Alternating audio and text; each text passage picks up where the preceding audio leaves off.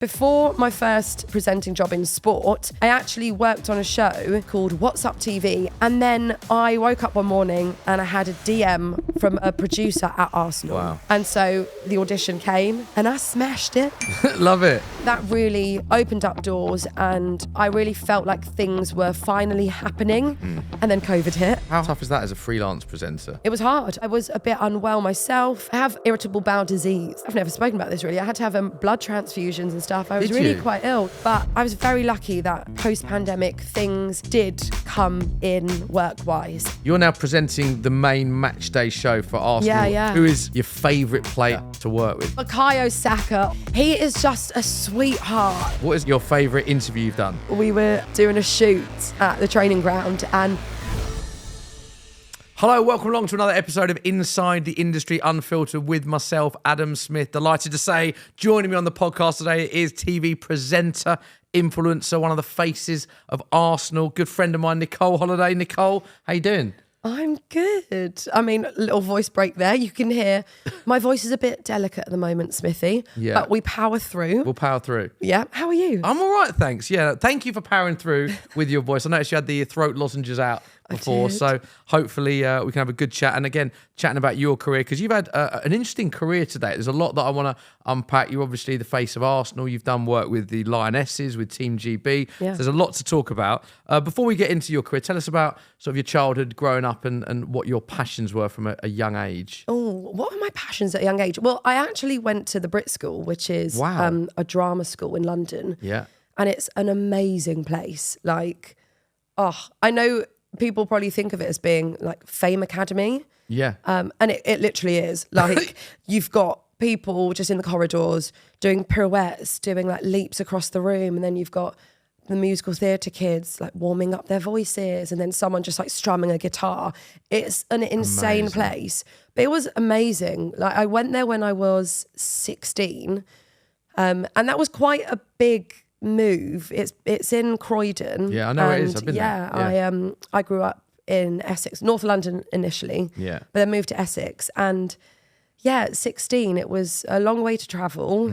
You kind of give up your A-levels as well going there. Do you? So my parents were very much like, are you sure?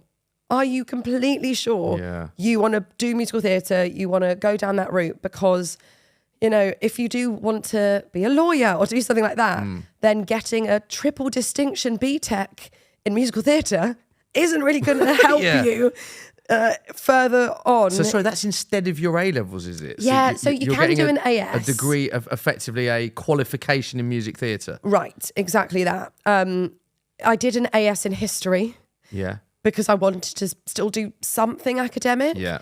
But it was also, in truth, quite hard to balance, you know, going there, commuting, and that was Monday to Friday, and it would take me an hour and a half to get there, and then you'd have a full day, an hour and a half home. And then on the weekends, I was working Saturdays and Sundays in Topshop on Oxford Street, RIP. And so I had, sometimes I think back to that time and I'm like, when did I have time to do anything? Yeah. Or see friends or have a life? But Yeah. I loved it. I absolutely loved it. And it was the most magical place. But yeah, it was quite a big decision, I think, to make at that age that I absolutely don't regret, because I think, and you know, I'm sure we'll talk about this later Yeah. on, I think, although I didn't do anything to do with TV and sort of being on camera training or anything like that, I think it just instilled such confidence in certain things that have helped me so much in my Massively career. important, yeah. But nevertheless, it is still a big decision to make at such a young age. So I was, quite into dancing, singing when I was kind of probably from 9, 10-ish onwards. Right. When I was 11, so started year 7 and I got into Chitty Chitty Bang Bang in the West End. Okay, as you do. As a sewer kid. Yeah. Not the main part, but you know, we don't care. And then when I did that when I was 11, I got like a love for that and for performing. And that's when that all kind of started. And then, went to the Brit School, did musical theatre for 2 years, and then decided I absolutely don't want to do this. Did you? So was the Yeah. motivation going into it, that you wanted to get into acting and performance? That was the reason? Because you said it was a massive decision to make. You had chats with your family, you're quite honest and open about you sure you want to do this. Was that because you wanted to be get into acting, get into music? What was the route you envisaged Brit School would take you down? I wanted to be in musical theatre. Right. So, you know, I wanted to be on the West End stage performing in musicals. Yeah. That was kind of the dream. Yeah. I liked acting, but, you know, musical theatre was the thing that I loved, that I was so passionate about. And I still absolutely love it. But it got to a point about, you know, a year into Brit School where I realised I hated performing, which is so strange because in our job, Smithy, obviously you are kind of performing, right? And I will be on stage and I've got cameras shoved in my face and there's a lot of similarities, obviously, to like musical theatre, acting. But there was something about standing on a stage and having to sing at people, and because I'm meant to be good at singing or dancing or, you know, whatever it was like that expectation or something about it that oh my God, I would be a nervous wreck. I would sing and I had a decent voice. Yeah. I would sound like a sheep. I would literally get on stage. Because of the nerves. Right. And I could not control them. And that's what's weird is, you know, as I've got older and more experienced and I've done lots of presenting jobs, I don't get so nervous anymore. But as you probably have, you'll get the odd job come through where you're like, oh God, maybe it's a really big job or it means a lot to you. And you do get nerves, but it's more like then adrenaline and it's good nerves. Yeah. And then when I'm doing the job, I love it. Yeah. And it's amazing. And my nerves completely go out the window. I'm the same. Right? When you do I think anything outside your comfort zone, if you've been doing a show or a feature or a live environment and there's a repetition there on a regular basis, it becomes second nature. If you get asked to do something you haven't done before, the first one that you do, and there's always those positivity. But I'm always like, get the first line out the way or the first link, and then it completely relaxes you. Do you agree with that? Yeah, or relate I think, to that? You know what, for me, it will be the build up. Yeah. Like maybe 2 weeks before a big event, I'll be like, oh God, I don't want to do it. And sometimes, honestly, I'll almost wish it gets cancelled. Will you? Yeah, it's insane. Oh, I've not had that. Yeah. Oh, okay, just me then. no, but I can. Sorry, I can relate. I can relate to the nervousness of my big thing, and everyone's different, is get the first link out the way online and then you relax. But no, I'll always look at an opportunity, and I wouldn't want it to be cancelled, but that doesn't mean I don't have the nerves going into it, if that makes sense. Don't get I can me relate wrong. a lot to that. I would not want it to be cancelled, especially if it's a big job, because that's obviously what I've been working towards, what I might have been dreaming of doing. But there's that fear of, you know, the unknown, or what if I don't do a good job, or what if it goes wrong? And that sometimes, I think, overtakes the excitement of the job. Yes, but I know what you mean then, there. as soon as I'm there, and even like on the day, I'm then in my element and I love it. And when I'm doing it, so that's probably where we're a bit different. I don't think I'd need to get like the first link or the first lines out. I would say as soon as I step onto the stage, or, you know, you're getting the countdown in ear, I'm like, good, I'm cool, I'm calm, I'm absolutely fine. But it will be the build up for me. But when I'm doing it, I love it. And the nerves completely go out the window. With musical theatre, with singing, when I tell you, I would get on that stage and my voice, I would start singing and I'd be like, it was awful. Wow. And I was really quite good. And I can say that now because I don't do it. And I think there's something weird about being like, I'm quite good at this thing. Yeah. And I think if you're a modest person, or you don't have a massive ego, it's hard saying that you're actually decent at something. Yeah. But you know what? I had a good voice. Now I just sing in the shower. And sometimes I think I am the next Celine Dion, but I'm absolutely not. But I was decent, right? I had an all right voice. And it was my thing. Out of singing, dancing, acting, which is musical theatre, singing was my thing. So that was your thing. Because it was my thing, I would get the most nervous about it. So dancing, I didn't care because I wasn't a dancer. I was okay. Yeah. But it wasn't like, oh, Nicole's a dancer. Right. So I didn't care. So there's less pressure on you. Less pressure, exactly that. Okay. Singing, oh my God. And I did not enjoy it. And then I'd get on stage and be really bad, to be honest. I would freeze. I hated it. It got to a point where I really hated it. I loved drama school. I loved my friends there. I loved the classes. Yeah. But I hated performing. And it then got to a point where I was like, oh God, well, that's not good. What do I do? Like, I've given up education Yeah, huge. to come here and do this. Which you're not enjoying. Yeah, you know, I'm loving the school element and Brit School and what it gives you, what it brings. But I've realised I don't want to do this, and I can't do this because I'm not good enough when it comes to the actual performing part of it. But most importantly, I don't like it. And it is a fickle industry. And lots of my friends from Brit School, they are amazing, and they're still doing acting or musical theatre. Are they in those lines of work now? Yeah, they are. A few aren't. Yeah. One of my closest friends, she actually, she's a floor manager for like TV daytime stuff. Yeah. And she loves that, and she's great at that. But yeah, a few of them are still performing. And, you know, it's such a tricky industry. And you and I, we're in a tough industry within media, within sports. But musical theatre, the amount they have to audition as well. Like, I think I can probably imagine, Smithy, you probably don't have to audition for things so much now, right? I mean, I can still relate to a lot of what you're saying, in the fact that when you do a show and then you don't do that show, then you do another show or someone else does that. There's still that, with any presenting or performance aspect to this, there's still that unknown quantity of what do people think of you, whether it's an audition or a role that you're currently doing that you might not be doing it.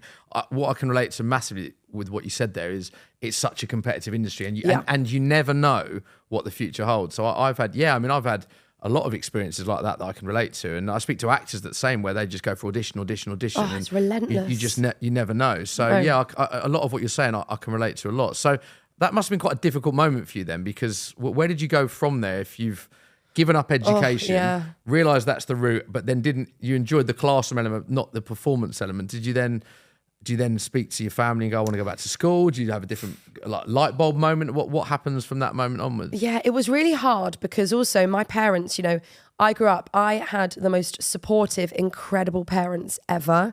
And my dad passed away 8 years ago now. Sorry to hear that. He was, bless him, he was number one fan. Like, oh my God, he was so proud of me. And it's such a shame, because I have done so much more since then, since he passed away. And he would just absolutely love, like, Ali McCoist is obviously just everyone's hero. And my dad loved Ali McCoist. And like, I've worked with Ali a few times, and great guy. Ali, bless him, he'll like things on Instagram, and I'm like, oh, I love you, Ali. And my dad would have just absolutely loved things like that. And so it's such a shame that he's not here to kind of see some of the stuff I've done. But, you know, I had the best parents ever, but we didn't have much money growing up, but they did everything they could to support my passion for musical theatre and pay for dance classes and stuff. So, you know, when it comes to the point of going, oh, I don't want to do this anymore, I was so nervous about telling them. And I knew in my heart that it just so wasn't for me, but I didn't know how to vocalise that. Yeah. And then what happened is I actually lost my voice, which is ironic because I obviously sound horrendous right now. Yeah. And we were doing a play. I had to scream a lot, and I lost my voice, and I had to have a lot of tests done. They didn't know what it was. So anyway, that kind of coincided with me being like, oh, I don't really want to do this anymore anyway. So I guess I had an out. Yeah, it made it harder to tell them though if you can't speak. Right. Just a few like sign language things going on. But yeah, they were so great when I said, I don't think I want to do this anymore. But it was really tricky. So I'm 18. Yeah. I've now got no A-levels. Tough. I can't go to university. What I thought I wanted to do, I'm not going to do. And so I carried on working in retail. Was working in Topshop, then moved to another company. And I was just standing there folding clothes, like, what am I doing? Who am I? You know, having one of those real like moments. A light bulb moment while you're folding. What am I doing? Yeah. What am I going to do next? What am I good at? What can I do? And one of the girls I was working with at the time in the shop said, there's 14 customers that need serving, Girl, can you get behind the till and do some actual work? No, but she was like, oh, you know, you're really good at talking and meeting people. And I'd said, yeah, you know, I think I'd quite like to be a presenter. She was like, yeah, I could imagine you on MTV. That was like when, you know, MTV was really big back in the day. I was like, yeah, I can imagine me on that as well. Cribs and all that, yeah. How do I do that? And then, you know what? So before my first presenting job in sport, I actually worked on a show that was called What's Up TV. And that was an amazing company. It's this guy, Bob, that runs it all. And it started off as a street DVD. And they would literally film stuff, film interviews. It was more entertainment based. And they would put it on this DVD and hand it out in the streets to people. And then Bob managed to take this to a show that went on Sky. Yeah. And it was on Sky One for years. And so a girl I'd worked with at Topshop, she'd said to me, what are you doing at the moment? And at this point, I decided I wanted to be a presenter. And then you go, okay, cool. How'd you go about it? Yeah. And as you'll know, Tough. presenting is actually really tough. And I get so many messages now of people saying, Same. I want to be a presenter. How do I get into it? Same. And it's really difficult because I don't want to put them on a downer and dream. be like, it's really hard. But it's a really tricky industry because, you know, with musical theatre, acting, stuff like that are really hard industries too. There's kind of a route for that. There's a pathway, right? Yeah, 100%. You go to the drama school, agents come and watch the shows. You get an agent, they put you up for auditions. Presenting within like sport, entertainment, it's not like that. Yeah, and my route is completely different to your route, which emphasises what you're saying. Exactly. So it's so tough. So, you know, I thought, I know what I want to do now. Great. I want to be a presenter. How on earth do I go about it? So I stalked some people on Wikipedia, LinkedIn. I didn't go on LinkedIn. That's not true. Wikipedia, Google. Yeah. And I was like, how did they become a presenter? Yeah. A lot of them were runners. So either same. That's how I started. Really, Yeah. as a runner. Well, I started as work experience prior to being a runner. Right, okay. T-boy overnight, Literally, cricket logging. I was so unpaid good at work making the tea, start. Smithy. Same, yeah. Oh my God. You want tea on toast? That's not a thing either. Can you tell I'm a bit unwell? My brain is not working. Do you know what? It's a true story. When I was a runner, I can't believe I'm saying this. I had to ring my mum at the age of 18. I was at the time. Yeah. I'd never made a cup of coffee because I don't drink What? coffee. And I think it was Tim Lovejoy, someone very senior, a presenter, asked for a cup of coffee. I remember ringing my mum.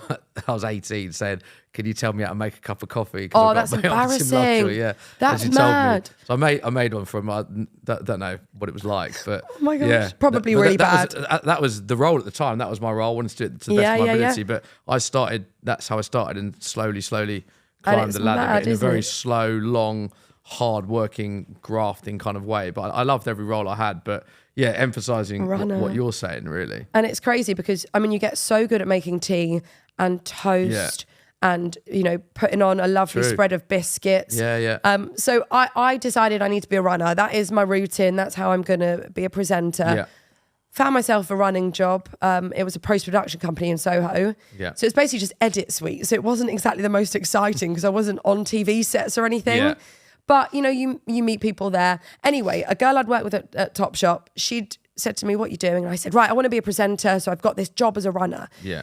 And she was like, well, I'm actually working as a researcher on this show and they're looking for a new presenter. Ooh. So What's Up TV, that was like the first presenting job ever that I got. And how did you get that, if you don't mind me asking, if you had no experience of presenting at the time? Oh, so this is one of those moments where they said, come in for a screen test for an audition. And I remember I was in the kitchen at this post-production company as a runner, making tea. And I was thinking, God, I've got this audition in a few days.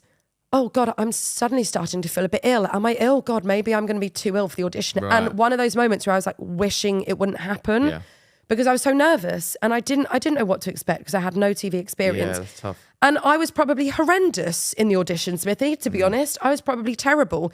They gave me, it was really hard. And to date, one of the hardest auditions I've ever done because they gave me a script and said, right, here's a script, 10 minutes in the green room, sit down, look at it, try and get as familiar with it as you can. And then we're going to have you walking down the street, doing a piece to camera, walking along the street, trying to say the script as much as you can remember.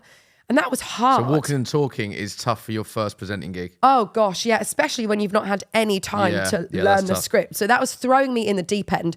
But Bob, the director, said afterwards, if you can, I've seen your personality, right? And I've seen something in you. Yeah. Yeah, your audition wasn't perfect, of course. But if I can get out of you what I see in the room when I'm talking to you, if we can get that on camera, I think you've really got something. Wow. So he gave me my big first job. And the reason I kind of want to say that is because, you know, everyone thinks that my first job, my first big break, I suppose it was Arsenal. Yeah, but it wasn't. But actually it was this. But I did that show for 2 years before anything else came up. So I thought when I landed that, and by the way, it was unpaid as well. Was it? Yeah. It was like a tiny little show. They had no budget. Yeah. So it was unpaid. But I was so happy to get my first presenting job. Yeah, I was of like, course. wow. Yeah. And then it was on TV. Wow. Oh my God, amazing. And I kind of thought, God, this presenting malarkey's easy. Did I've you? already got a TV Yeah. job. And then nothing else for years. And I was trying to get an agent and people just weren't even replying to my Really? emails. Oh God, yeah. So I was still a runner and trying to balance doing that with then doing these shoots as well, not getting paid for that. And then it got to like 2 years in and I thought, again, what am I doing? This isn't as easy as I thought it would be naively. Yeah. I've got a TV credit, still no one will take me on. No agent will take me on.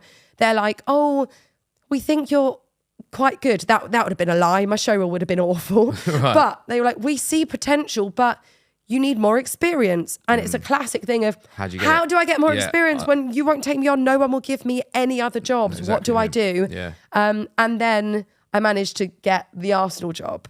How did you get the Arsenal job then? If at the time you're saying you had no TV work, like mentally that must have been quite tough. So how did the Arsenal job come about? Because I feel like that was a big moment in your career and where you are now. For sure. So to give a bit of background, I suppose, I came from a huge family of gooners. Yeah. Like my nan was an Arsenal lunatic. Oh my God, she was obsessed with Arsenal. And my mum is as well. Yeah. And you are. And I am, of course. But I liked football when I was younger. I played a little bit at school. But, you know, my brothers were super into it. And like I said, you know, admittedly, I was dancing. I was doing musical theatre. And that's what I was more focused on. And but I was always around football. It was always on the TV and had a love for Arsenal, would watch a lot of the games. And then I got just more into football, I'd say, in my late teens. And then when I got the job at the post-production company, I was then doing reception on weekends at one point, 8 a.m. till 8 p.m, sat at a desk on a weekend. And what's on all weekend? Football. Yeah. So I would just watch football all weekend by myself at this desk. And then I started tweeting about it a bit. Yeah. And I had no following whatsoever at all. But I found that I was getting some people, you know, having a chat with me Interacting on Twitter, especially when I would tweet about Arsenal. And I was like, okay, there's something here. And I then made some really bad YouTube videos. Okay. Bad, Smithy. When you said bad, what were you doing? Reactions to games? Yeah, exactly that. Stuff? And you were, just to clarify, you were filming that yourself, presenting it, uploading it, editing it, the whole shebang. So I got a MacBook. I got a laptop because I was like, right, I need to teach myself to edit. And I was really proud of myself for doing that. And don't get me wrong, it was so definitely basic. But this is like 8-9 years ago. Yeah. And taught myself how to edit, got a little camera. Yeah. Made some little videos, edited them, and I was so nervous putting them out there, especially when, and nowadays, everyone's making content, right? It's, you know, everyone's on TikTok, everyone's on social media. But 9 years ago, obviously YouTube was big then, but there was just something, so nerve-wracking about, and it felt so exposing. Putting myself out there, and especially because I had no audience. Yeah. So I was literally making these videos, and I remember putting them on like Facebook and Twitter, and being like, hello everyone I went to school with that I don't really speak to anymore, or distant relatives of mine. Please subscribe and like this video that is, you know, obviously really basic. And no one watched them. I think my mum probably just refreshing on the videos on YouTube. And when I say I did maybe 5 videos, so basic in terms of filming production value, they didn't go remotely viral. What sort of views would you be getting on them? Genuinely, Smithy, like 59 views. Okay. Might have got 150 max on one of the videos if I was lucky. Yeah. But I'm 5 videos in, no one's watching them. Yeah.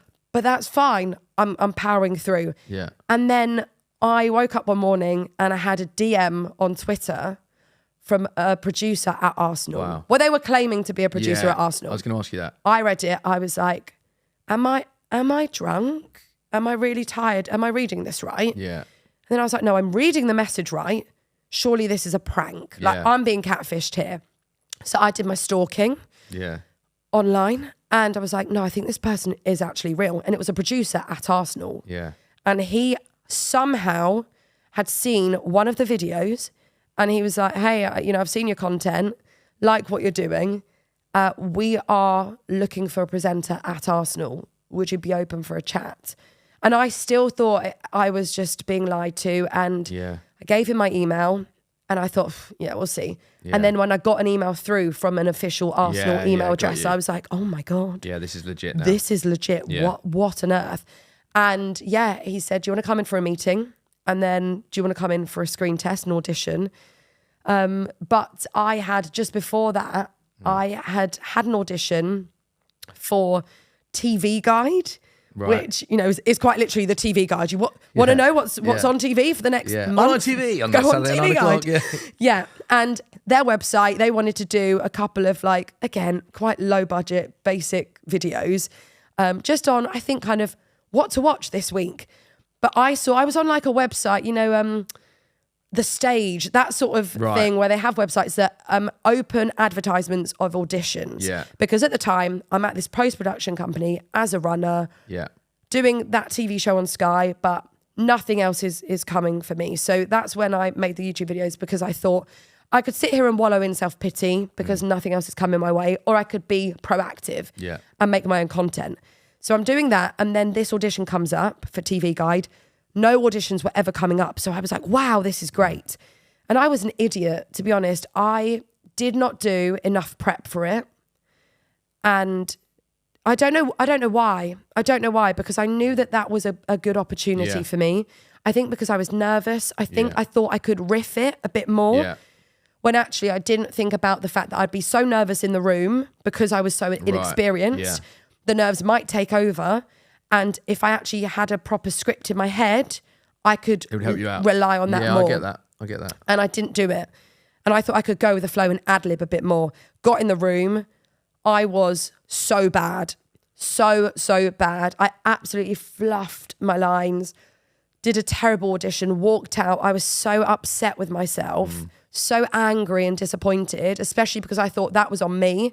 And you'll know, right? We'll all know, whether it's a job interview, an audition, whatever industry you're in, if you've put 100% into the prep for it, and then you go in, you smash it, and you don't get it, you think it's frustrating. But there's nothing more I could have done. Exactly. I know what you mean. I did everything I could. I knew the prep for that audition, I didn't do everything I could have done, and so I was beating myself up about it so much. But what it meant is, when this audition came through for Arsenal, I was a woman on a mission. Really? I was like, I am getting that job. So be it. I will not take no as an answer. I'm doing everything I can. So I knew what the audition was going to be. And so I got my mum to come with me a week or two before and map out the walk. Because this was a walk-in talking it was a walk-in talking audition. And it was when Facebook Live was first a thing. So Arsenal got a contract with Facebook Live, and they needed someone to be the face of those videos. So the audition was going to be on a phone, filming as if we were live. Obviously, they couldn't be putting my audition out as live. Can you imagine? That would have been hilarious. Great content, to be fair. But it was kind of going to be a fake as live. So I'd have to talk for 10 minutes. All the streams for the Arsenal Facebook Live contract were minimum 10-minute live streams that we had to hit. So it was going to be a 10-minute stream from Arsenal station walking through to Emirates Stadium. And it was going to be on a match day. So I could chat to supporters, you know, look at what's going on. They'd have like stalls out selling merchandise and stuff like that. So I knew what the vibe of it would be. So I got mum to come with and help me film a 10-minute walk and talk. Oh, so you did an actual recce I mapped it all out. I did a recce. You did a rehearsal of the audition. And did what you were going to do with your mum. Wow. And then I wrote down points that I could reference. So like Thierry Henry's statue or things that I would be walking Stalls past. That you might walk past, merchandise. Exactly that. And wrote out a loose kind of script afterwards so that I kind of had an idea of what I would say. Not too scripted that, you know, if something happened, I'd then be thrown. But I knew what I wanted to say. I just did a lot of research, a lot of prep. I can't remember what fixture it was for now, but I did a lot of prep on that fixture, on things that I could talk about. Opposition, all of that. Exactly that. Questions I could ask supporters as I'm like walking to the ground.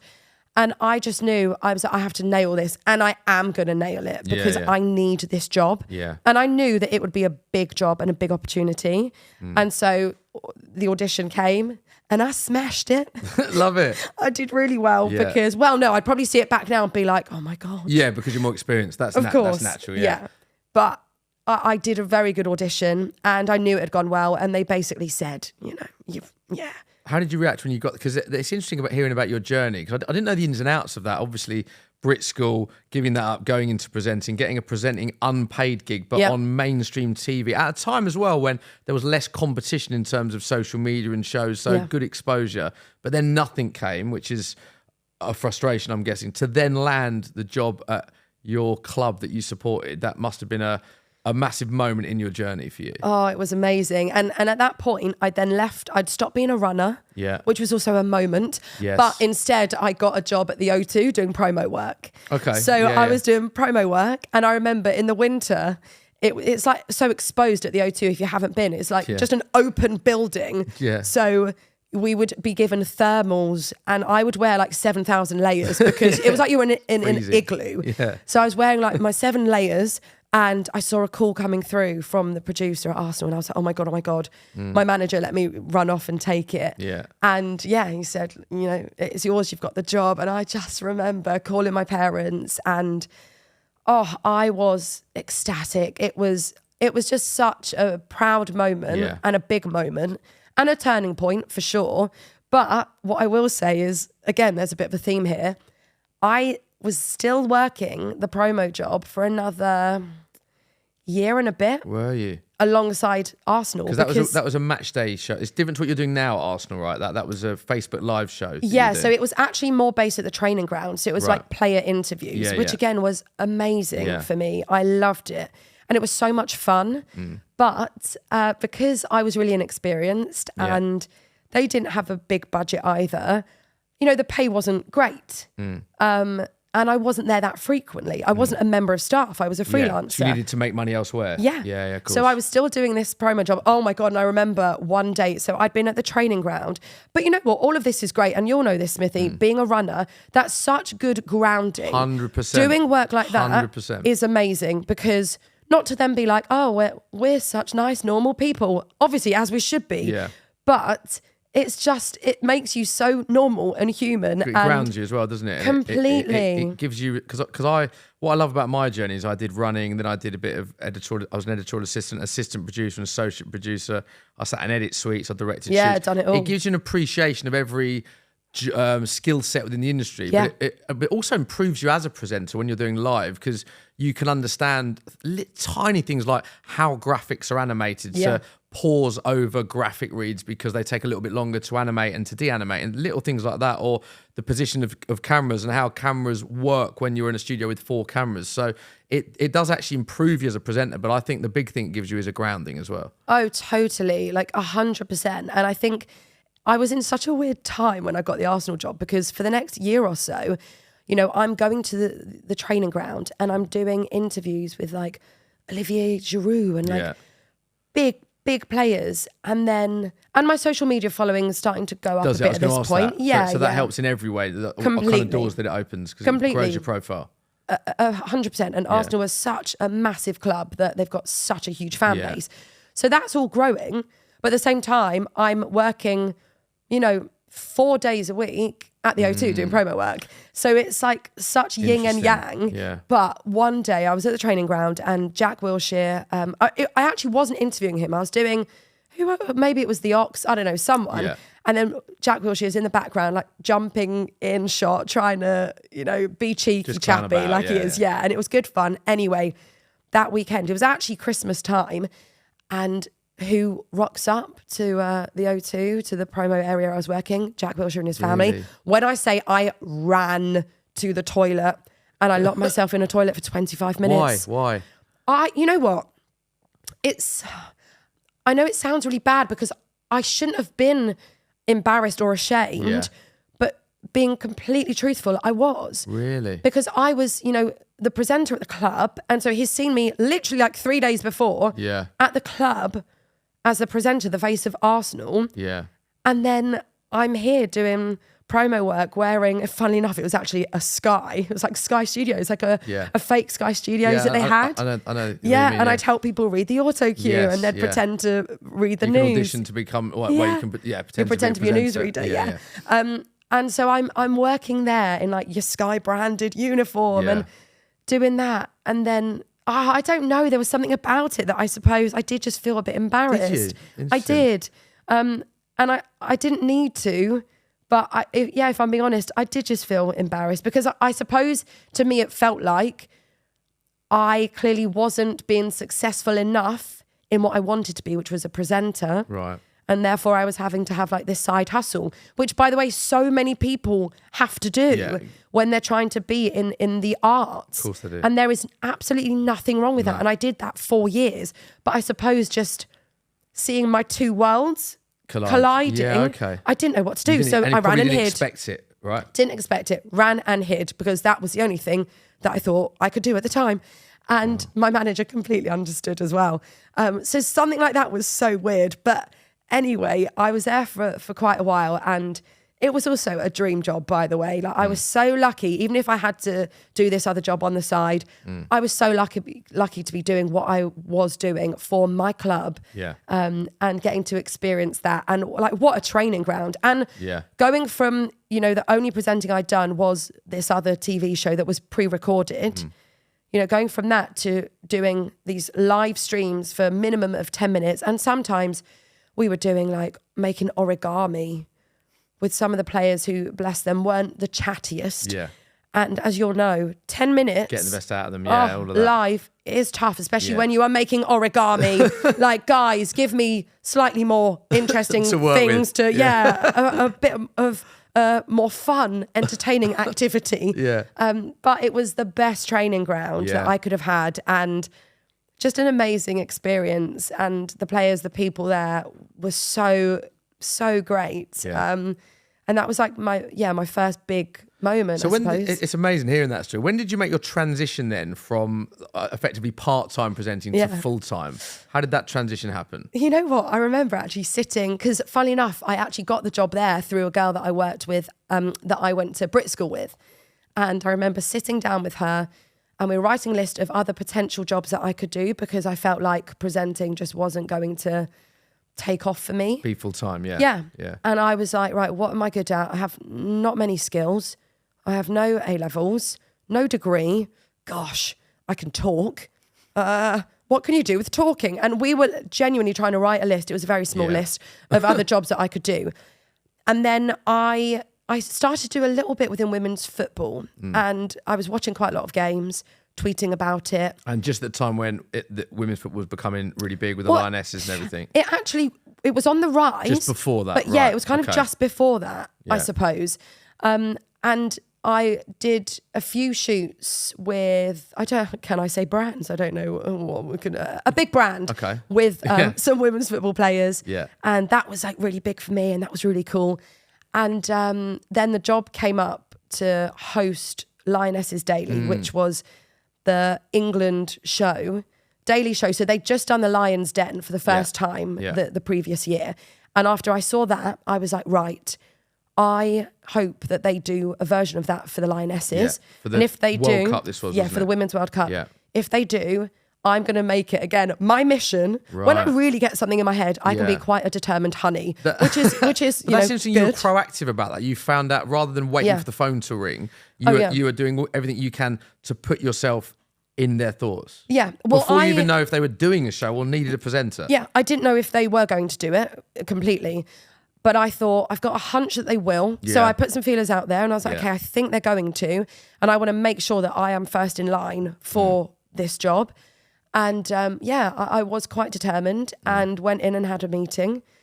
And what was funny is the whole show was going to be, it was great. Like the backdrop of the show was this 4x4 truck. It was the van that was like, what do you call that? When they kind of pimp it out with like the Lioness's slogan and everything on it. They decorated the van with all the branding, hadn't they? The England branding, Yeah, and we actually drove to France in this van. We genuinely almost died on the motorway before the show had even begun.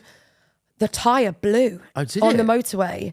And our cameraman, Alex, God, lucky he was driving. He kept so calm. He's a dad, and I think that really helped, because in the moment it was really stressful. The tyre literally blew on this truck. On a motorway? On a motorway. And we are like veering off, and he was so calm and managed to somehow just get us like onto the side of the road. And it was really scary and really unlucky. So I was like, wow, this could be a long month. But anyway, when we were talking about that and what the show was going to be, hold on, I don't even know why I started talking about the 4x4. How was I talking about that? The decoration of the 4x4. The decoration of the 4x4. And the set you were talking about. The set. I don't know. Anyway, so that was what the show was, which was amazing. It was a daily show, wasn't it? For the It was a duration daily that show England were out in in France. But yeah, I went for the meeting with that and they'd said, can you drive? And I was like, no, but I can try and learn really quickly if that's going to be a deal breaker. And they were like, no, it's okay. And then, yeah, we got to do this job, which was absolutely amazing. But it was on the road following the Lionesses around in this 4x4. And we were all squashed in with all the equipment because we weren't flying from place to place in France. We were just driving around in this truck, which was amazing. And I remember that's basically the moment that I got to leave the promo job and be a full-time presenter. And I remember, but even then I didn't know what might happen. So afterwards, I said to my manager in the promo job, I was like, right, I'm going to be away all of, I think it was it June, July maybe, doing the Women's World Cup job. So I can't work here. And quite frankly, you know, I'm going to have done all right from it. Yeah. So I'm not going to work here in August because I don't want to. And school holidays will be a nightmare. Yeah. I might have to come back after that, depending on what happens, because I thought this is like a big chance for me. Stepping stone for your career, And I knew that, you know, women's football, like you said, was on the rise. Yeah. I knew this show would be an amazing opportunity and it would hopefully open doors. But you never know. And that is the whole thing with being freelance, self-employed. You never know, But, you know, I thought I don't want to just say, I'm leaving and walk out and that's it. So I said, take me off of the rota, off of the books for the next month or two. I might have to call you afterwards. And yeah, I luckily never had to go back. Wow. So after that, that was when I became a full-time presenter. And was that because that opened a lot of doors because you're working on England's channels? It opened more doors than any job you'd had previously. It did. And even because the women's game was growing and there was such an interest in the Lionesses and they were such a lovable and still are a lovable, amazing side and such good role models for young girls, for everyone. But they were a really special team and group of players. And so there was such an interest in them. And I remember, you know, Lorraine Kelly, the Lorraine show on ITV, they got in touch and said, with my agent, and said, we want Nicole to do a live hit from France on the show. And I was like, Lorraine? Because my mum was obviously buzzing. Because they'd seen the Lionesses daily. So that's the catapult effect it has. The snowball exactly. Effect, sorry. And Sky Sports News were airing parts of the show each morning. And so, you know, that really opened up doors and my face was, I suppose, out there a bit more. Yeah. And I had the best time. Oh, what a job. I mean, what an amazing gig and an absolute privilege to be driving around from, well, I wasn't driving, still can't drive. Such an embarrassment. Honestly, my mum is raging. But to work on a show like that class. every day with this incredible group of women, it was just unbelievable. Like that was, you know, you're like, wow, this is unreal. Like, how is this my life? Let me ask you some questions about that group and that squad because they've obviously a big part of that have gone on to achieve so much. I mean, they achieved a lot in that tournament. They got to the semi-final, right? Semi-finals. So they did well, but we've seen what the Lionesses have achieved since then. It's absolutely amazing and the direction that women's football's going in. Who was the nicest player to speak to that you met? Oh, nicest. That's so hard. Maybe Jill Scott. Jill Scott's a legend, isn't she? Legend. Jill Scott is brilliant. I did a prank show with Micah Richards and we pranked Jill Scott about this coffee that can draw coffee. people's names. And there was someone hidden under the table. And it was one of the funniest days I've ever had filming anything. And she was just like, this will be brilliant for my shop. And it was like, it's clearly a prank, but it was, she's so good actually. She is amazing. You should. And she is so nice. Oh my God, what she's done since leaving football, well, stop playing football anyway, is won the jungle, right? Oh my gosh, unbelievable. So she's also amazing. Really funny, isn't she? Because my next question was who was the Joker, who was the funniest in the squad? Would you say Jill Scott as well? Jill's great. They're all going to be Jill Scott, the answer to all these questions. No, Jill's great. You know what? A lot of them. Georgia Stanway, very funny. Yeah. Mary Earps. So Mary's so interesting because everyone now knows Mary Earps and she is like household name and she is like number one England. She's amazing. but she was, I think, third choice keeper out there at the time. Yeah. And like, she didn't get any playing time or anything. And no one really knew who she was. Yeah. But in the summer, I worked in Paris for the Olympics, which was incredible for Team GB. And Mary came to the Team GB house. And I've not seen her in years. And like, we follow each other on socials and stuff, and she's an absolute legend. But I was like, Mary, oh my God, like you are a star. And it's insane, like the journey that she's come on. But she pranked me on one of the intros that we filmed on the Lionesses Daily, and she really got me and made me scared. She made me jump out of my skin. And yeah, there were a lot of jokers within that side, really good characters. Like, and they're so themselves. Yeah. And that's what I also love, by the way, about women's football, is that, you know, I think they feel like they have more freedom, maybe, to just have a bit more personality or show more personality. Yeah. I think they're a bit less afraid of saying the wrong thing. Right, okay. So you just get so many characters and you can have such a laugh with them. What was the biggest challenge of that? Because I did something very similar in that I hosted the official England podcast for the Euros that England got to the final at Wembley. So like you, it was a daily show. It had to be remote because it was during COVID times. Okay, yeah. But it was incredible. And the access, like you had every Lioness on your show. We had every England player on our show, plus legends. It was amazing for the men's tournament. But what blew my mind was doing a show every single day. And ours was remote. It was a podcast, but still the prep that goes into it, the time with the players, then the guys that edited that, put it out. It blew my mind. And they were also doing Lions Den. They were also doing Diary Room as well as the podcast then. So what were the challenges that you had doing a daily show in different locations? Because it must have been challenging, but credit to everyone behind the scenes, I'm guessing. Oh, gosh, yeah. And we were a really small team. There were 4 of us that worked on it, that did it all out there, which is quite intense, I would say. That's, you know, you're out there 4 or 5 weeks with like 5 of you. That's a really small team. Yeah. But it was, 5, there were literally 4 of us, 4 of us. It was challenging at points. Yeah. It's non-stop, like you'll know. Always on, aren't you? Yeah, every single day. And it's, and you know, we were traveling quite a lot around France and in this car. So the journeys were long.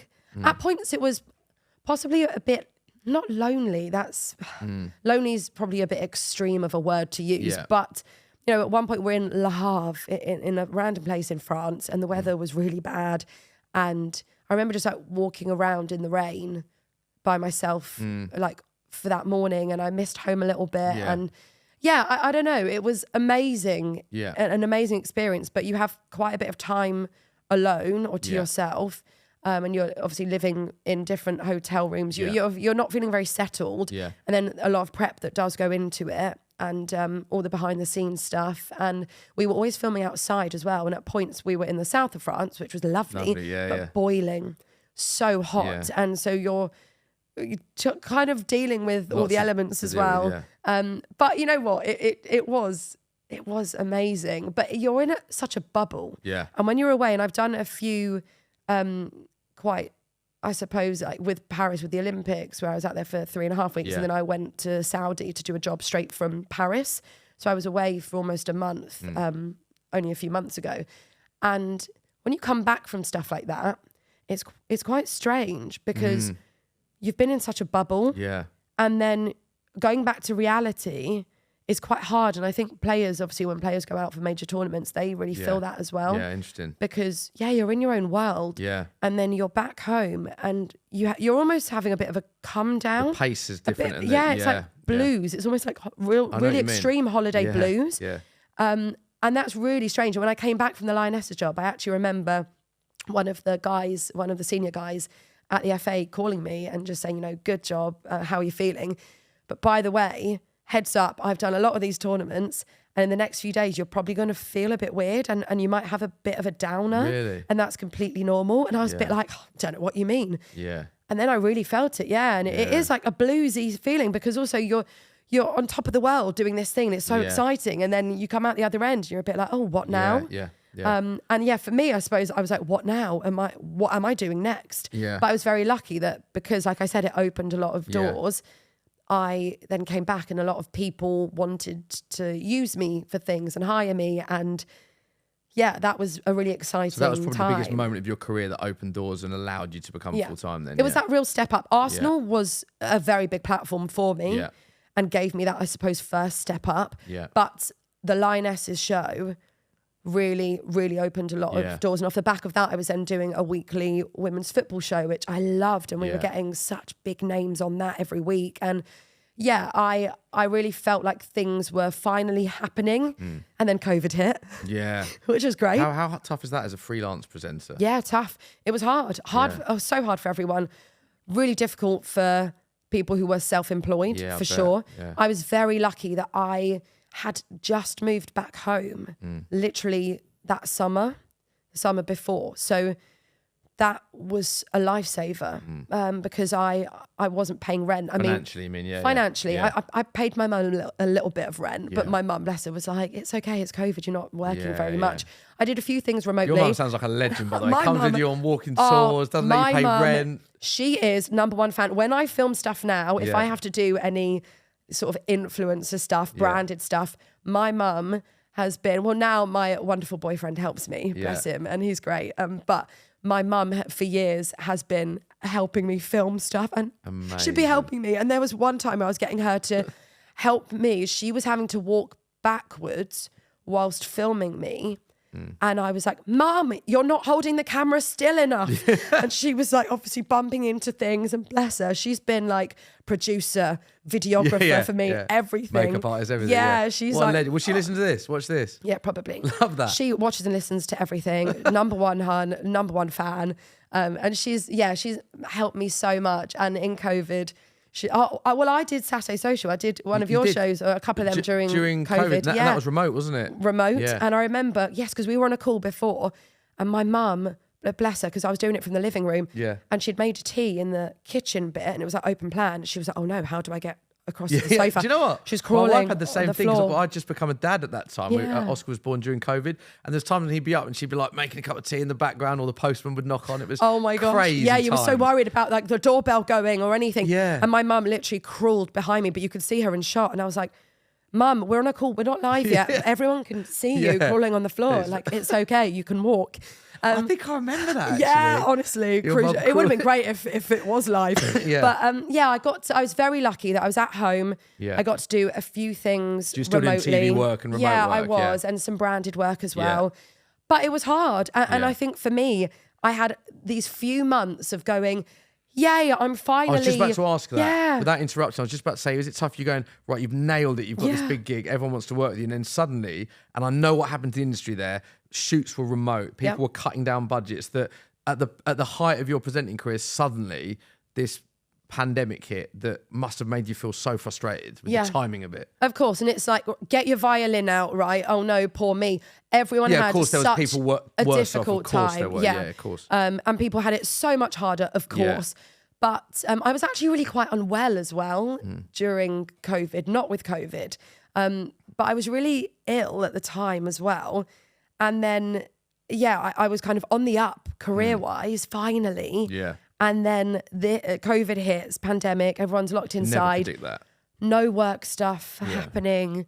I had so many moments of being, feeling a bit sorry for myself, of course, and just thinking, oh God, what if...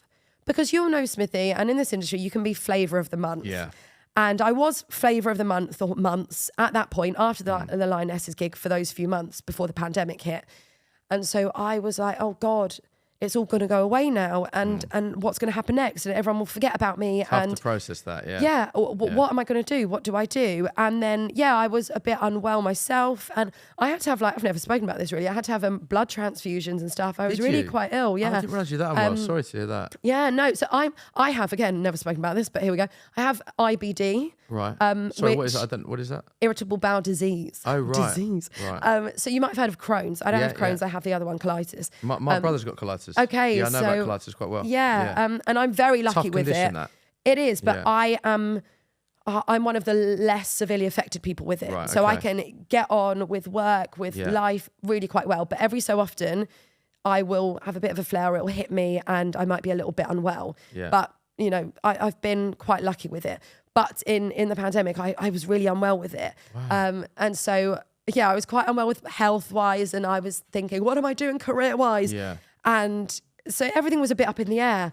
And then I was very lucky that, you know, post-pandemic things did come in work-wise, and it wasn't the end of my career, and it was okay. But it took time to build it up again. And I think that's what I felt that, you know, I've taken years to get to this point, and I'd worked really hard to get to that point for it to the rug to be pulled out from under you. And it felt like having to kind of start from scratch. Yeah, how tough was that? Sorry to go back to that. I didn't know about that part of your life. So have that blood transfusion during COVID and with everything else going on, that must have been... Oh, my mum, again, bless her. I don't know why she's getting so many shout-outs. She's getting a lot of love, your mum. I God, like it. Donna. But she was an emotional wreck. She had to take me to hospital to have like the blood transfusion and the iron transfusions as well. But because it was COVID times, she wasn't allowed in with me. Oh, bless and her. I was really not in a great place. I really needed the blood transfusions. I was kind of not... Were you told you had to have it? It was my blood was way too low. Right. And I remember we had a call with, you know, 111 at the time. Yeah. I'd gone in for blood tests and got a call that day from someone at 111 saying, you know, how are you feeling? And they said, can we speak to your mum? Yeah. And the guy was like, with how low Nicole's hemoglobin levels are, she like... Basically, she is conscious because we've just spoken to her, but we're surprised she's still conscious. Oh, wow. And then the guy was saying to my mum, it's really hard to tell how okay she is because she sounds like she's quite an energetic, sprightly person. Yeah. And my mum was like, yes, she is. Yeah. But she is not very well. And they were like, you need to take her to hospital now and get blood in her. You need to pump her full of blood. Wow. So my mum had to drop me off at the hospital and she wasn't allowed in. Yeah. And I was conscious, but I was not in a great place and kind of quite faint. And I was a bit in and out. With it because of and mum had to just drop me off and leave me. And she was then in the car crying and went to my auntie's and she just turned up crying. And so, that was, it. You know what? Again, like I'm very lucky with people have it so much worse, of course. Yeah. So I'm lucky that I have a condition that is manageable for me.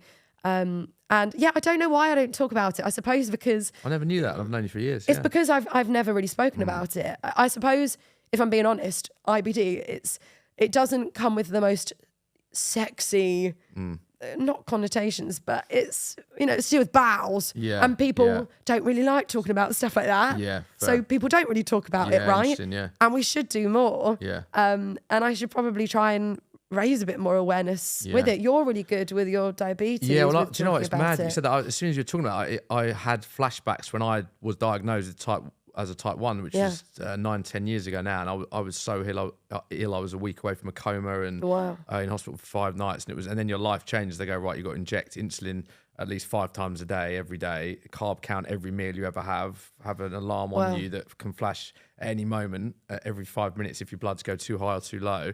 And it was like, wow, it was information overload. But I didn't tell anyone about it at all. And it was like, it's only recently when you come to terms with a lifelong condition that you think actually telling people, talking about it more is good because it does raise awareness. But I was exactly what you said there. It's not a glamorous condition with needles and all of that. But and I didn't want to be perceived to be different from other people because you on a packed tube, I still get it now. And if I have to inject, which I have to do, you do get people looking at you strangely because I'm outside of what is perceived to be a normal person. But that was what I had in the early days where I didn't tell anyone because my mental health had plummeted. But I'm at a stage now where I actually want to tell as many people as possible because I want to normalize that for kids that have it, for people that have it. And it's interesting that you say that a lot of people don't know what's going on in people's lives, but I can relate a lot to what you say. And now I'm at a stage where the more that I can talk about it, the more awareness I can raise. So it's why I do it. But completely. Does it affect your presenting?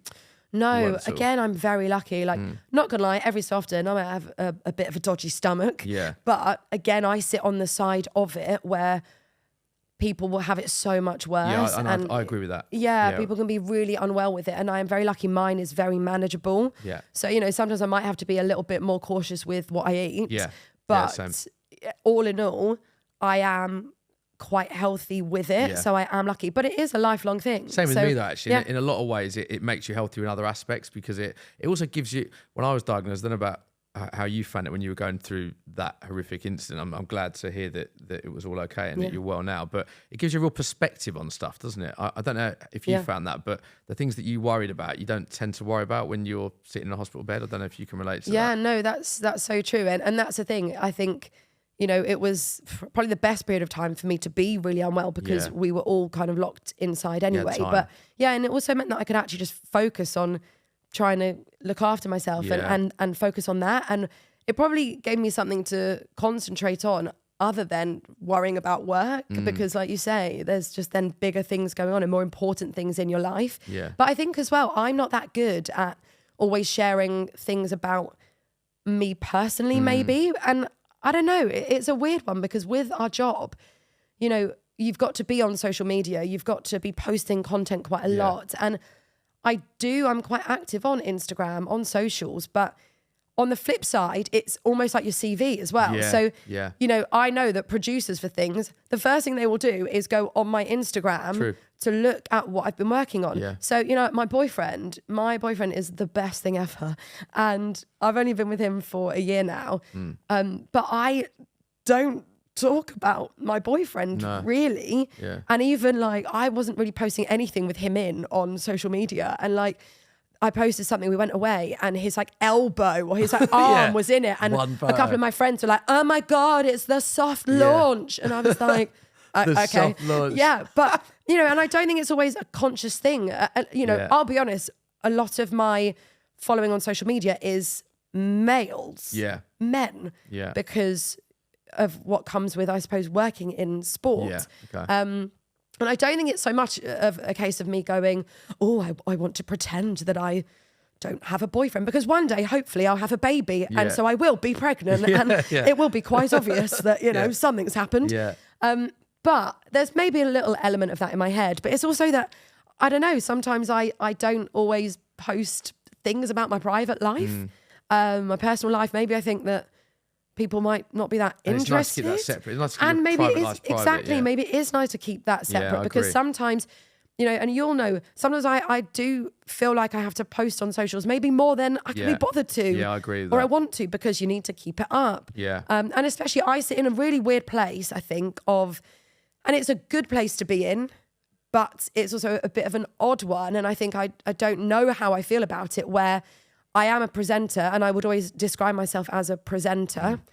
But I guess I'm lucky that I have a decent enough following on social media that I do branded work, and I do kind of fall into the influencer category as well, even though I do hate that word. I don't know why, I just do.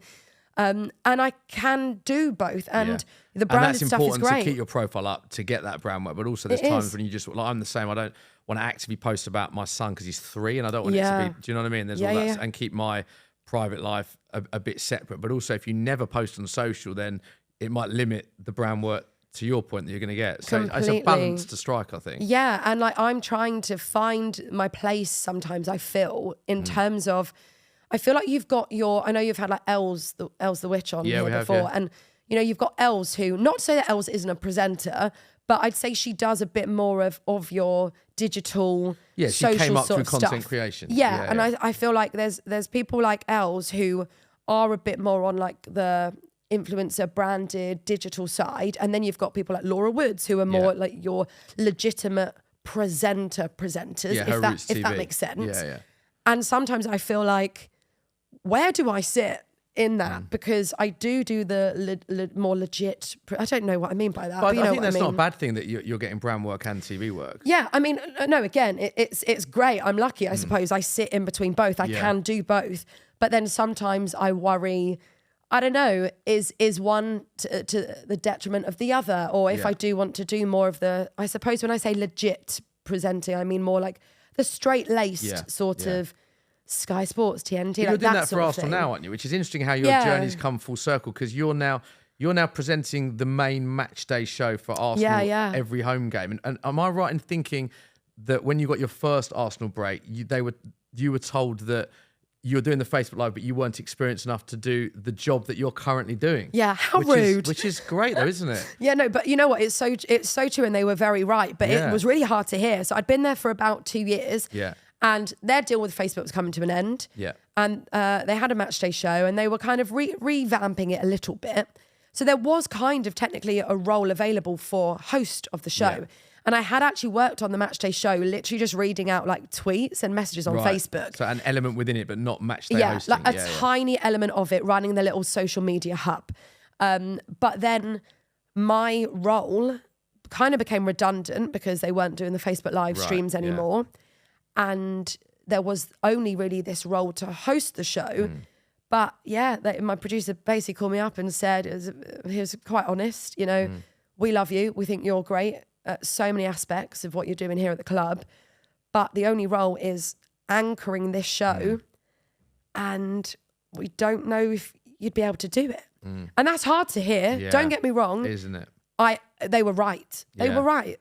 But it's difficult to hear someone essentially say you're either not good enough or not experienced enough or maybe a bit of both. I think there's a difference though with not good enough and not experienced, but because the fact that you said he was right would suggest that, well, you weren't experienced enough at the time, but you are now, and that's why you've got the... Do you know what I mean by that? But I reckon, if I'm being honest, I probably wasn't quite good enough because I wasn't experienced enough to do that role. Great point. I wouldn't have been right to host it.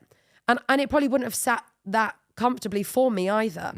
And so they were right, but really tricky to hear. Yeah. And then, years later, so then I basically stopped working at Arsenal. Yeah. And years later, I then, end up back there and hosting their new show, Live from N5. Yeah. And they've built this show around me, which is wonderful and lovely. And it's like, it's my show. It's as like an my Arsenal baby. Fan, going back to your family, your pitch side, hosting Arsenal's build up to the Arsenal games. Let's chat about the team then. I'm a Spurs fan, so we differ in terms of our football love and opinion. But I have to say, I've done a lot of shoots with Arsenal players, and there's a lot of really good people that work at the club, and there's a lot of very likeable players as well. I mean, Declan Rice is one that springs to mind straight away. Because I've done a lot of work with him. He's great, isn't he? And stuff, but he's just such a nice guy. Who is? Give me some of the standout moments. Your favourite players to work with, because you pretty much work with them all, and there's some superstars in that team. I do have to admit that. I mean, they are great, and you're right. Like, this is such an incredible group of players. Like, obviously on the pitch, but the vibe is so different. And I know people talk about that a lot now at Arsenal, but something has changed so much over the past couple of years, and there's such a togetherness, such a family feel. You know, there's the dog at the training ground. Win, absolute honey.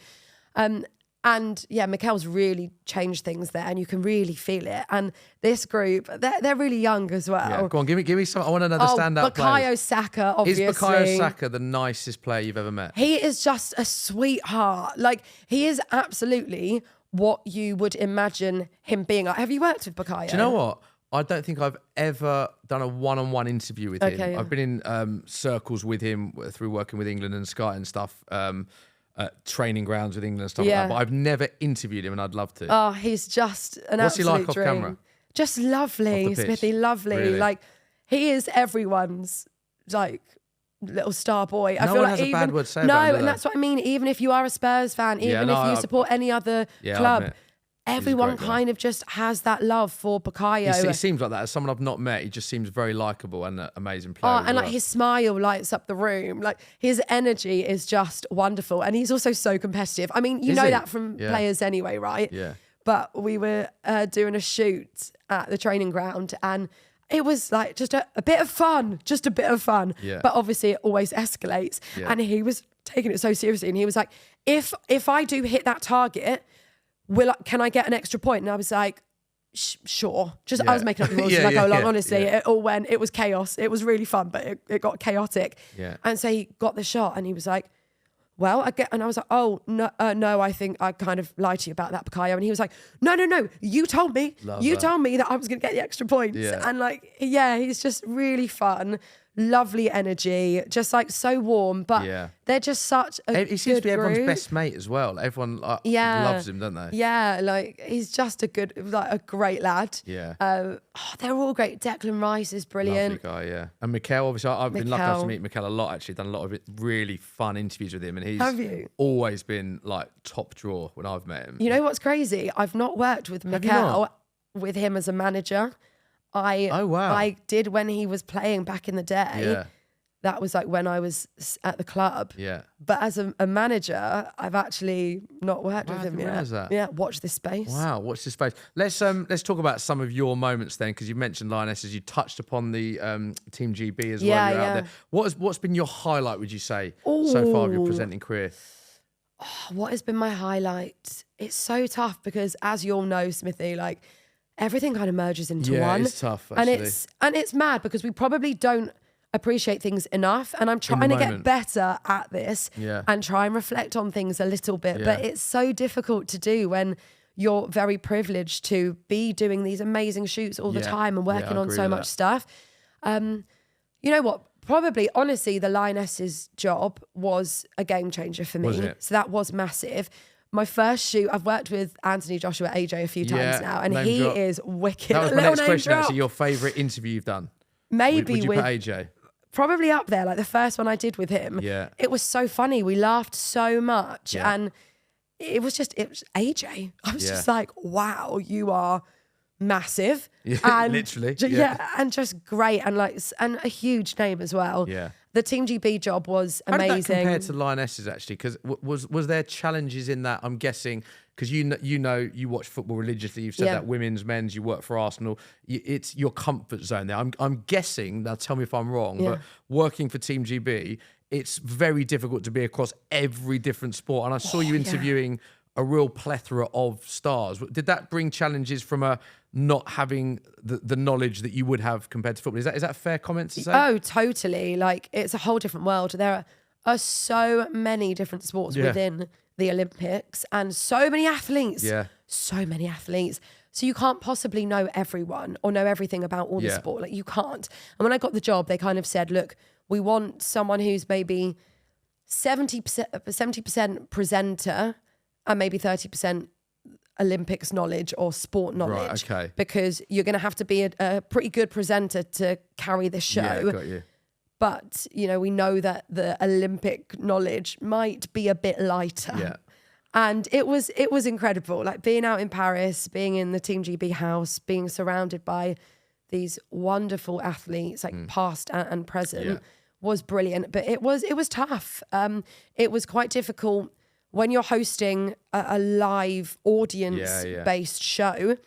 It's tricky, especially when there's alcohol involved. Right. And people are having a few drinks. Yeah, got you. It can get really tough to keep everyone engaged. Yeah. And that was really difficult at points. We were also getting thrown athletes left, right and centre live. Wow. And sometimes they would just come up on stage and you're like, oh, okay, we didn't know this was happening. And as you'll know, when you're live, you've just got your producer, director in your ear. Yeah. You can't talk back to them because your mic is live. Yeah.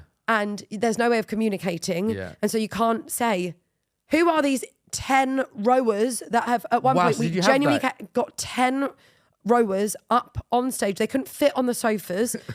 And I'm thinking, you're trying to manage this. We didn't have enough microphones and stuff like that was really difficult. And, you think after doing your craft for, 8 years or so, that you've done it all in terms of the things that have been thrown at you. Yeah. And then you get 10 rowers thrown at you literally on the spot where you're like, I don't know what's going on. You have no real pre-scripted questions because you weren't planning on them coming up. But obviously it's also a wonderful experience for everyone there. And, you kind of roll with it. And it's great. It's great learning as well on the spot. It does throw you in the deep end at points, but it was fun. And every night was so different. Every day was so different on that show. Yeah. And again, it was quite intense, of course, when you're doing a daily show for weeks. It is pretty full on. Yeah. But that was like an amazing job. The Olympics, it's the Olympics. It's incredible. But, player-wise, for me... Any other highlights player-wise? You mentioned AJ as the number one, but other big ones that you've done that have been... from an Arsenal perspective, obviously, like the first time I got to interview Tony Adams, and I've worked with Tony so much I was with him since. last week. He's a great guy, isn't he? He is amazing. What a character. Is what I would say. So charismatic. And I remember the first time bumping into him after one of the interviews I'd done with him. And obviously, I didn't want to presume that he would remember me because he'll meet so many people, right? Yeah. So I was like, oh, and straight away he came over and gave me a big hug. And I was like, oh my God, he remembers who I am. Yeah. And he is amazing. And now, like, if I see him at anything, it's like we're brilliant. old friends, which sometimes I have to pinch myself. My mum has his book that from so many years ago that he signed, and she queued for hours for him to sign it. So she finds it mad. And like my family, my brothers find it amazing that I get to work with. You know, I'm working with Theo Walcott. He's my co-host on the Arsenal show. Yeah. Sometimes with that, I'm like, Theo Walcott, like stuff like that's crazy. Dennis Bergkamp, we got Dennis Bergkamp on the show this season, and I honestly lost my head because it's Dennis Bergkamp and stuff like that is cool. And then Gareth Bale, I worked with Gareth Bale. What a player recently. Spurs what legends. A player, to be Spurs fair. Legends. And like, you know, it's Gareth Bale. It's names like that when you kind of go, this is cool. Bad, is it? When I got asked to do the job, I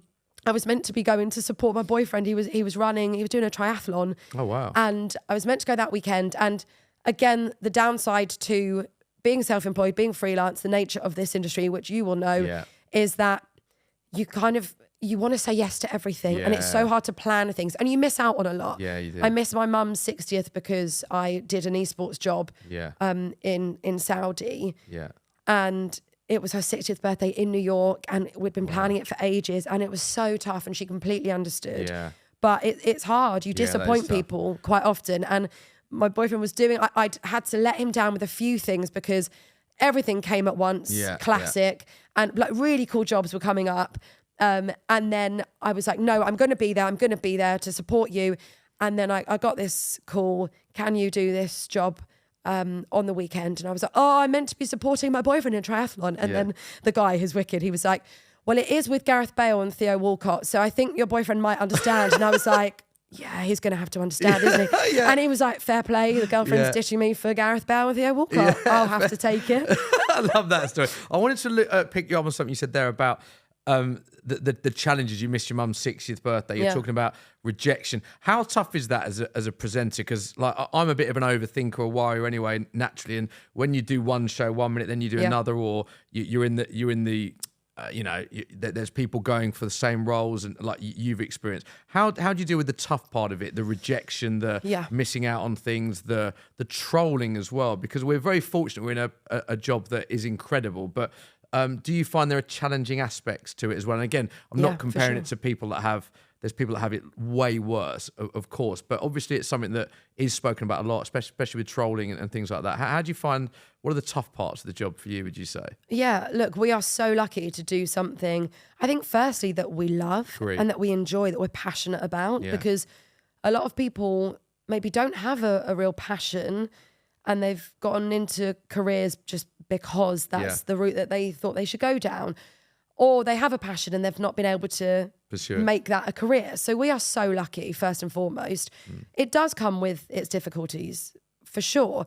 Disappointing things, disappointing people, having to sometimes say no to things because you've got a job come up, and that can be tricky. Going through quiet periods. Sometimes you don't know when the next job is. And that's a weird place to be in when you've been doing something for years. To be at a point where you're like, I am really experienced and I've been in an industry for so many years. In any other corporate job, you'd have to probably kill your colleague to be fired or to lose your job. With us, it could all go away like that. And I think that's something I think about quite often, is that, my career or work could stop coming in so easily and so quickly, and that's difficult. And then the side of the trolling social element. Media. Did you get, how did you deal with that? And obviously on social media and comments, is that something that affects you? Do you get a lot of it? Is that, because sadly that does exist, doesn't it? Yeah, you know what, it's got to a point I just don't read comments. So I used to, years ago, if I do a show that, especially if it's quite a big show where they had a big online audience as well, I would sometimes then go on YouTube and go to the comments to see what people made of the show, what they thought.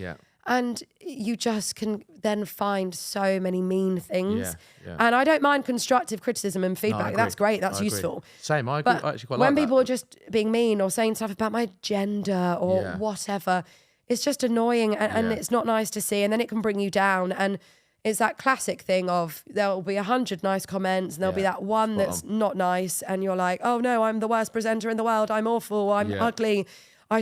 I belong in the kitchen. It's that sort of thing. And then you just need to remind yourself, no, this is what one silly person sitting at home behind a keyboard thinks. You know, it's not everyone's view. And also, not everyone is going to like you. Yeah. And that is just a fact of life. Not everyone is going to like me or maybe think that I'm that good. And that's okay. Yeah. I won't be right for every job. I can sit there and compare myself to others and see that, you know, X, Y, and Z have got these really cool jobs coming up. And why didn't I get that? Or why wasn't I in the mix for it? But you'll drive yourself crazy doing that. And it's not worth it. And I'm lucky on my social media that, you know, I don't get a lot of, I suppose, targeted trolling. So I don't get a lot of comments directed at me on my own profile, or people won't specifically at me on X and say mean things so much. Of course it's happened, obviously. But I'm quite lucky I've managed to escape that a little bit. But it does make you a bit more cautious sometimes of, you know, things that you say or do, or certain shows that you might want to work on or might not want to work on, dependent on what their fan base is like. Yeah, interesting. And especially, I don't want to sit here and do the whole, oh, it's so hard being a woman in sport. You know, it can be a bit more difficult. It's got a lot better for sure. But it can be tricky at times, and you do need to be a bit more careful with what you're saying. And it is the classic thing of, if I mispronounced someone's name, a footballer's name, oh, she doesn't know what she's talking about, get her off of the show. If a man does it a lot of the time, it wouldn't necessarily be flagged. Sometimes it will, so that's, you know, I don't want to be so generalising with that. But you are very aware of that. Yeah. And so that's kind of always in the back of my head sometimes. Yeah, interesting. Well, I think you've had an amazing career. I mean, just hearing some of the name drops you've had and some of the people you've met, I think you should be very proud of what you've done, Name Nicole. dropping central.